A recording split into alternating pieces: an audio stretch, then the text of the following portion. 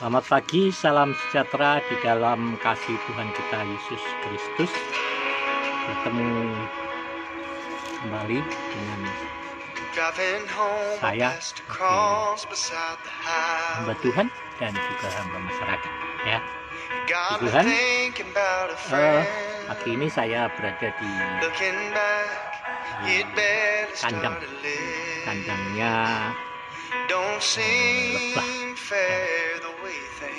kandang lebah kelanceng ya. Di Jawa namanya kelanceng, kalau di Kalimantan gelut, atau di dalam bahasa artinya itu lebah trigona. Ini ada berseliweran di depan saya, tapi jangan khawatir, ini lebah yang tidak bersengat ya, bisa gigit tapi tidak bersengat. Jadi selain saya mengajar, membimbing jemaat dalam kebenaran firman, saya juga mengedukasi jemaat untuk bisa mencari penghasilan tambahan ya, dengan apapun yang bisa dikerjakan, terutama dalam bidang pertanian dan kemudian juga bidang peternakan dengan budidaya tepat guna yang sederhana, bisa ditangani setiap di sela-sela kesibukan dan tidak mengganggu waktu kita ya. Di lebah kelanceng ini termasuk salah satu ternak lebah yang ramah lingkungan dan juga bisa menyehatkan lingkungan kita, dalam arti lebah-lebah ini membantu penyerbukan ya. Dari kalau kita punya tanaman bunga, tanaman buah akan lebih subur ketika kita memelihara lebah ini, karena lebah-lebah ini membantu penyerbukan bunga-bunga saudara ya. Jadi punyalah satu buah kotak ya lebah di rumah saudara ya, dengan satu kotak bisa ini malah menghemat pengeluaran dalam membeli madu. Sekarang madu trigona biroi, jenis biroi khususnya, itu ternyata sedang dikembangkan di Jepang untuk madunya digunakan sebagai anti COVID, dan di rumah sakit juga sekarang mereka memberikan madu untuk para penderita COVID, dan juga terbukti itu membantu penyembuhan. Kalau buat saya sendiri, saya pernah minum madunya kemarin waktu radang, sudah antibiotik gak sembuh-sembuh, saya minumin madu ini 2 kali sudah langsung baik ya. Kali minum sudah langsung enak. Madunya agak berbeda dengan madu jenis madu bersengat habis kerana Lena itu. Ini madunya berasa asam dan non gula sama sekali, jadi sangat baik digunakan oleh para penderita COVID. Setiap daerah, terutama di desa-desa, kita bisa mendapatkan madu lebah kelanceng ini dengan mudah dan murah, karena biasanya ada di mana-mana, di kota pun ada. Jadi kita bisa tanpa perlu cari. Nanti mungkin lain kali saya akan videokan itu secara khusus, dan bisa melihat dalam channel saya Nganggur Inoma. Tapi pagi ini kita akan kembali kepada firman Tuhan ya. Saya ingin mengajak saudara untuk membaca di dalam Galatia ya. Galatia 1 agak berkabut kacamatanya, jadi saya coba dulu. Galatia pasal yang ke ya.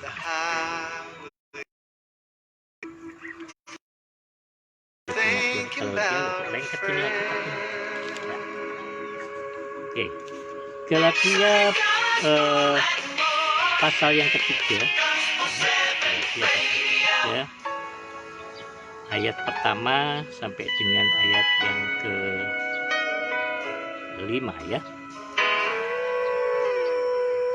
Dibenarkan oleh karena iman, hai orang-orang Galatia yang bodoh, siapakah yang telah mempesona kamu? Bukankah Yesus Kristus yang disalibkan itu telah dilukiskan dengan terang di depanmu? Hanya ini yang hendak ku ketahui daripada kamu, adakah kamu telah menerima roh karena melakukan hukum Taurat, atau karena percaya kepada pemberitaan Injil? Adakah kamu sebodoh itu? Kamu telah mulai dengan roh, maukah kamu sekarang mengakhirinya di dalam daging? Sia-siakah semua yang telah kamu alami sebelumnya itu masakan sia-sia? Jadi bagaimana sekarang? Apakah ia menganugerahkan roh kepada kamu dengan berlimpah-limpah dan melakukan mujizat di antara kamu? Berbuat demikian karena kamu melakukan hukum Taurat, atau karena kamu percaya kepada pemberitaan Injil? Secara itu jugalah Abraham percaya kepada Allah, maka Allah memperhitungkan hal itu sebagai kebenaran. Jadi kamu lihat bahwa mereka yang hidup dari iman, mereka itulah anak-anak Abraham. Bagi saudara, saya perhatikan di dalam Facebook perdebatan para teolog, bahkan orang yang mengatakan mereka ateis dan yang lain-lain. Nah, saya katakan saya bukan tidak setuju dengan perdebatan-perdebatan seperti itu. Kebenaran katanya dengan tujuan untuk supaya umat Tuhan tidak tersesat, ya. Tapi maksud saya biarlah para teolog seharusnya mendiskusikan ya di ruang-ruang tertutup gitu, sebelum menghadirkannya di publik. Jadi dalam arti jangan nanti saling berdebat, ya, mempertahankan logika masing-masing, lalu akhirnya malah justru bukan menemukan kebenaran, ya, mulai saling menghakimi satu sama lain. Ya. Padahal saya terus terang nggak berani menilai sesat juga, karena saya nggak tahu apa-apa ya. Tapi semua yang kita terima sekarang itu hanya bayang-bayang sama-sama. Tapi kalau kita merasa diri benar, buat saya seharusnya kita memberikan keteladanan yang benar di dalam perkataan, perilaku, perbuatan kita, terutama di dalam kasih kita. Yang menyedihkan di masa COVID ini saya tidak melihat pergerakan anak-anak Tuhan untuk menyatakan kasih. Tapi yang justru muncul di ruang-ruang publik itu adalah perdebatan-perdebatan yang nggak ada akhirnya. Nggak ada akhirnya karena masing-masing bukan sungguh-sungguh berusaha mencari kebenaran, mempertemukan kebenaran, tapi sungguh mempertahankan kebenaran masing-masing. Ini yang merepotkan. Tapi kalau maaf ya, lagunya kekerasan. Minta maaf. Iya. Oke. Saya lupa mematikan lagunya tadi. Nanti kalau keluar lagi nanti kan jadi mengulangi dari awal. Nah, baik, sudah lagunya udah hilang. Jadi saudara kayak mana tadi ya? Oh ya, orang-orang memperdebatkan itu sebagai kebenaran yang mereka pegang teguh masing-masing. Nah, jadi buat saya saya selalu katakan mari kembali kepada firman saja, ya, firman Alkitab yang nggak perlu kita tafsirkan macam-macam. Terima itu kebenaran firman Tuhan dalam hati saudara, cukup dengan itu, ya. Bukannya tidak perlu dengar khotbah-khotbah, lihat khotbah-khotbah pendeta-pendeta, silakan. Tapi sebelum saudara benar-benar mengenal firman Tuhan, buat saya jangan dulu nonton hal begitu, nanti malah bingung nanti. Jadi ya, tidak perlu katam Alkitab, katam Al-Quran. Ini tidak perlu harus menghafal seluruh isi Alkitab, nggak perlu. Tetapi baca saja, baca, dengar, renungkan firman Tuhan. Mengapa? Karena iman timbul dari pendengaran, dan pendengaran oleh firman Kristus. Iman saudara dibangun oleh pendengaran saudara akan firman Kristus, bukan oleh khotbah-khotbah. Khotbah akan membangun motivasi saudara, khotbah akan menolong saudara memahami pengajaran firman, tapi sebelum saudara mendengar khotbah, lebih baik baca firman Tuhan, kenali Alkitab saudara lebih dahulu. Saudara, bangun hubungan yang intim dengan Roh Kudus. Bawa nilai-nilai firman itu dalam hidup saudara. Di tengah-tengah masyarakat, di tengah-tengah keluarga, di tengah-tengah jemaat Tuhan. Di pagi saya di-sharekan satu video tentang pembaptisan, tidak tahu di daerah mana. Memang orangnya berkerudung berjilbab semua, tidak memakai kata Yesus, kata Isa, tidak memakai kata Allah, ya. Nah, lalu mereka dibaptiskan, memutuskan segala kuasa kutuk dosa dan ini pelayanan sudah cukup lama sebenarnya.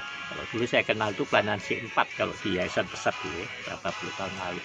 Kalau kita ada di daerah pasar sana, ada orang-orang sebagai juru selamat mereka.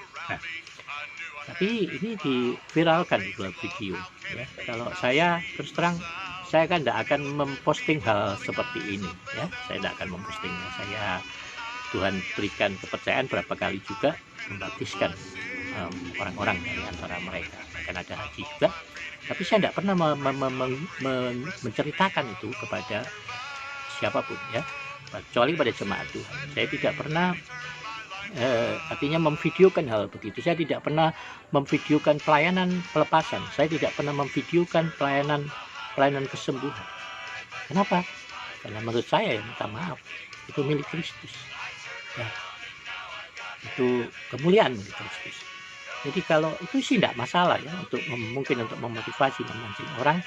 Tapi jangan sampai kemudian perhatian orang bukan tertuju kepada Kristus, tetapi tertuju kepada penyembuh itu, tertuju kepada hamba Tuhan yang melakukan mujizat itu. Nah, jadi dan kemudian hal yang kedua, seperti di dalam pelayanan pelepasan, kalau kita memviralkannya, memvideonya, memposting, memviralkannya ke seluruh Indonesia, bahkan seluruh dunia, bukankah secara tidak sadar kita sedang mempermalukan orang yang kita layani pelepasan? Ya, jadi saya tidak pernah mau melakukannya, tetapi ada banyak mujizat, banyak kesembuhan, banyak kelepasan yang terjadi di tengah-tengah pelayanan kami di Bontang, ya. Saudara bisa bertanya kepada jemaat di Kota Bontang. Nah, tapi kami nggak pernah menceritakan kemana-mana. Dan orang juga nggak tahu dari mana. Kadang orang dari gereja lain atau orang dari kepercayaan yang lain minta doakan ini, saya nggak tahu mereka dapat dari mana, ya. Tuhan yang membawa mereka untuk datang. Nah, mari kita sudah dibenarkan oleh karena iman, oleh karena kita percaya kepada Yesus. Tetapi di dalam zaman akhir ini, saya melihat gereja-gereja justru mengemas Taurat dalam hukum-hukum yang baru begitu, mengemas hukum Taurat di dalam hal-hal yang baru. Ya. Gereja-gereja, pendeta-pendeta mulai mengajar orang dan melarang orang untuk mendengarkan khotbah orang lain, untuk datang beribadah ke gereja lain begitu. Kalau saya izinkan saja jemaat itu mau menikmati, tapi seperti yang saya katakan, ya, kalau mereka diundang ke gereja lain untuk melayani, saya izinkan. Ya, apalagi kalau nggak lapor pun saya izinkan juga. Nggak lapor saya izinkan. Pelayan Tuhan di tempat kami sering melayani gereja-gereja tetangga. Saya izinkan selama itu tidak mengganggu waktu pelayanan mereka sendiri. Tetapi sebelum melakukan itu, saya selalu katakan, kenali dulu jemaat sendiri. Kenali dulu firman Tuhan. Kenali dulu Alkitab dengan benar. Ya. Kenapa? Karena seperti kata Rasul Paulus, jangan aku seperti seorang petinju yang memikul sembarangan. Ya. Nah, nanti aku sendiri memberitakan Injil, tetapi aku sendiri tidak ditolak. Nah, ini kan ironi terbesar gitu, saudara. Yang Yesus sendiri sudah gambarkan dalam firman-Nya bahwa nanti ada waktu kedatangan Yesus, banyak orang datang dengan membawa apa yang menurut mereka merupakan jaminan mereka. Tuhan, kami memberitakan Injil, mengajar di jalan-jalan demi nama-Mu. Kami menyembuhkan orang-orang sakit demi nama-Mu. Kami mungkin melayani, kami mempersembahkan uang kami, kekayaan kami rajin ibadah.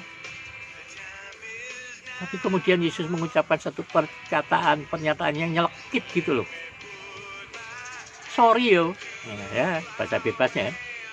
Aku kok tidak kenal kamu. Kamu pembuat kejahatan. Nah, ini yang harus kita renungkan di dalam hati kita, di dalam diri kita. Jangan sampai perbuatan baik kita, pelayanan kita bukan dilakukan oleh karena kita beriman kepada Kristus. Oleh karena untuk membuktikan iman kita, membuktikan kasih kita kepada Tuhan, tetapi karena ada sesuatu yang kita kejar, kita cari di sana. Saya selalu katakan hukum Taurat itu berbicara tentang untung rugi. Nah, masalahnya dari sekolah minggu kan kita udah diajarkan hal seperti itu. Kalau engkau berbuat baik, engkau anak Tuhan. Kalau engkau nakal, engkau anak setan. Lebih dewasa lagi kita diajarkan memberi persembahan, kau akan diberkati. Kembalikan perpuluhan, kalau ada kembalikan perpuluhan terkutuk. Tambah ayat Maleakhi 3 ayat 10. Saya pernah disuruh, pada suatu kali saya di suatu daerah, saya disuruh berkhotbah di satu gereja. Lalu pendetanya bisik sama saya, tolong bawakan khotbah persepuluhan. Di sini jemaat nggak tahu mengembalikan persepuluhan. Oh ya, saya bilang. Oke, saya bawakan Maleakhi. Karena dia kasih ayatnya Maleakhi 3 ayat 10, saudara. Ya, saya bawakan ini berapa kali waktu saya diminta oleh pendetanya, oleh gembalanya untuk membawakan ayat ini dengan tema persepuluhan. Jadi, saudara tahu waktu saya khotbah, pendetanya langsung pulang, saudara. Nggak balik sampai doa berkat, nggak balik. Kenapa? Karena saya bilang di dalam Maleakhi 3 ayat 10 itu orang yang mengambil, tidak mengembalikan apa yang menjadi milik Tuhan itu pencuri. Tapi kalau pencuri itu, saudara, orang yang dicuri nggak tahu apa yang dia curi, nggak ngasih tahu kan. Nah, tetapi kalau yang dicuri tahu barangnya dicuri, orangnya ada di situ dan barangnya dicuri, itu bukan pencuri, saudara, itu perampok, saya bilang. Nah, apa Tuhan tidak tahu miliknya dicuri? Apalagi gembalanya pasti tahu. Ya kan? Nah, kalau ada namanya, ada nomor ini, nomor anggota jemaat dan memberikan perpuluhan sesuai itu, tahu lah. Nah, tapi saya katakan, kalau gembala sendiri sampai tidak berani mengajar jemaat soal perpuluhan, harus nitip sama pendeta lain, itu berarti gembalanya rampok, gitu saya bilang. Yang dia marah, dia pulang, tinggalkan ibadah itu, saudara. Ya, puji Tuhan. Tapi sorenya sudah berdamai. Kenapa? Karena waktu sore saya makan singkong ditemani ibu gembalanya dan bapak gembala di ujung, dia tidak ngomong apa-apa. Tidak lama kemudian datang salah satu jemaatnya, rupanya bawa sarung yang seperti gembolan gitu, digembol di belakang punggungnya, saudara. Ya, ternyata orang ini datang ke pastori. Lalu kemudian tanpa basa-basi dia langsung membuka sarungnya. Sudah tahu isinya apa? Duit, sudah banyak duit, 1000-an, 500-an, 10.000-an, banyak uang di situ. Lalu dia katakan, Om ini tidak pernah ngajar kami perpuluhan dengan benar. Om tahu tidak, saya sudah kumpulkan perpuluhan saya ini berapa tahun saya tidak pernah serahkan. Dan saya sudah berdoa saya akan serahkan kepada hamba Tuhan yang bisa mengajar perpuluhan dengan benar. Nah tapi Om ini tadi, Om Bobi, dia bilang khotbah ini katakan perpuluhan harus diserahkan kepada gembala.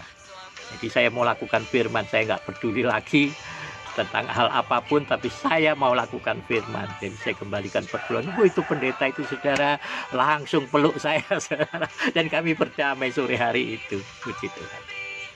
Tapi maksud saya jangan kembalikan perpuluhan ke ada iming-iming di belakangnya.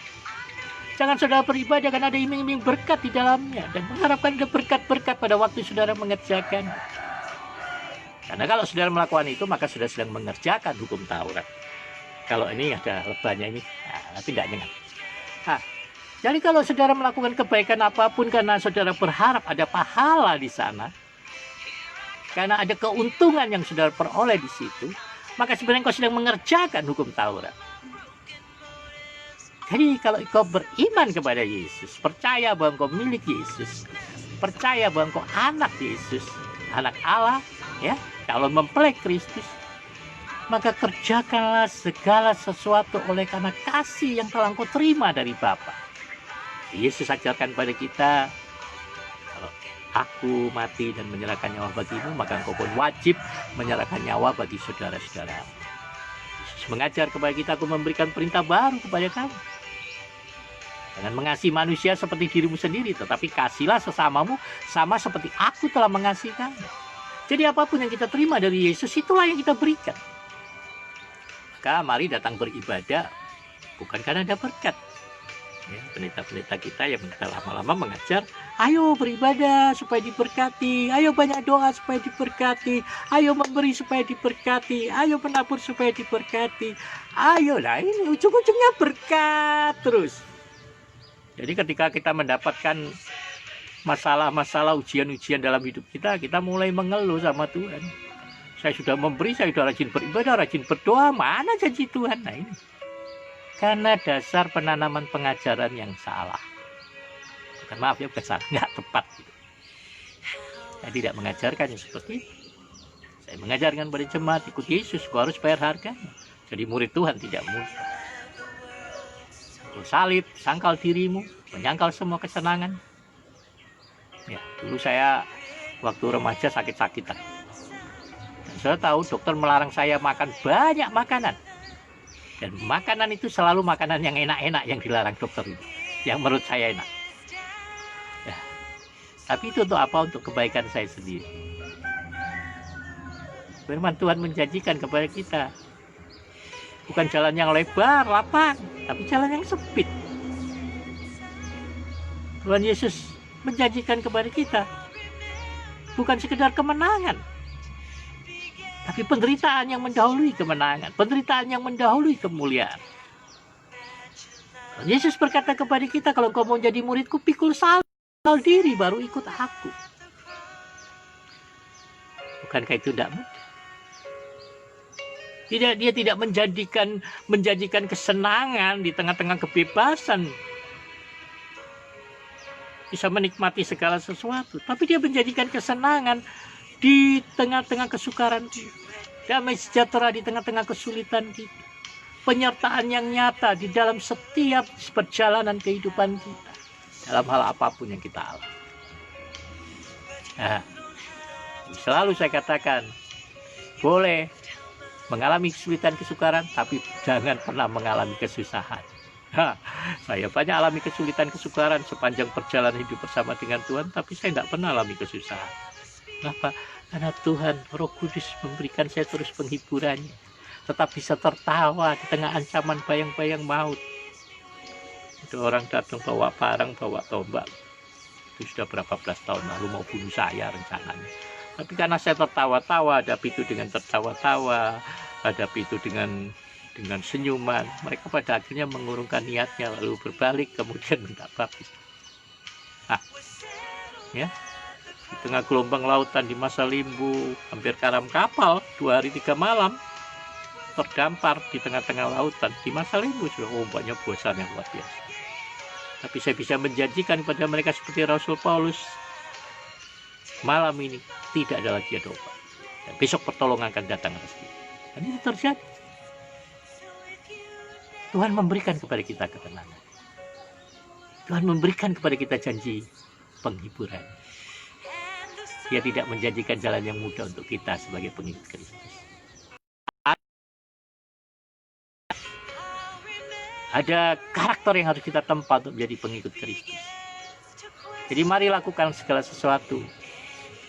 Ya, bukan karena kau memenuhi hukum Taurat, tapi karena Yesus telah memenuhi hukum Taurat melalui karya kematian. Dan saat kau beriman kepada Yesus, engkau pasti mengerjakan hukum Taurat. Mengapa? Karena kalau engkau mengasihi Tuhan, engkau pasti akan menghormati, menyembah Tuhan, mengagungkan Tuhan. Kalau engkau menerima Yesus sebagai Tuhan dan Selamat, kasihmu besar terhadap Dia, maka kau akan punya kasih yang melimpah juga terhadap orang-orang lain yang Tuhan tempatkan. Kau akan menganggap orang-orang yang memberikan kau masalah-masalah sebagai sparring partner kehidupanmu. Akan menolongmu untuk menjadi pribadi yang lebih baik. Menolongmu untuk memiliki karakter yang lebih baik. Jadi, mari berikan keteladanan yang benar sebelum kau mengurusi orang lain. Selesailah dengan dirimu, baru urusi orang lain. Kalau engkau belum selesai, kau akan melukai hatimu pada waktu engkau mengurusi orang lain. Puji Tuhan, terima kasih. Selamat pagi, salam sejahtera buat kita semuanya. Sampai ketemu esok hari kembali di waktu dan jam yang sama. Saya upayakan jam 6.30 waktu Indonesia Barat, 7.30 waktu Indonesia Tengah, atau 8.30 waktu Indonesia Timur. Tidak tahu waktu di Amerika, nggak tahu. Saya akan berusaha di tempat waktu, kecuali kalau istri saya suruh ke pasar, baru pulang dari pasar baru bisa, ya. Puji Tuhan, saudara, saya percaya Roh Kudus akan pimpin saudara sehingga kemanapun saudara pergi akan beruntung. Setiap usaha dan pekerjaanmu akan berhasil, dan semua yang akan kau jamah, apapun yang kau jamah akan menjadi berkat di dalam hidupmu. Kalau ada pertanyaan, ada apapun tentang hal apapun, ya saudara mau berdiskusi, mau sharing, mau bertanyakan sesuatu yang sudah tidak mengerti, sudah bisa menghubungi saya di WA saya 081159000510. Tapi jangan menyuruh WhatsApp untuk meminta kode sama saya, ya. Saya tidak akan berikan kalau itu. Puji Tuhan, Tuhan memberkati kita semuanya, ya. Salam sejahtera, salam sehat.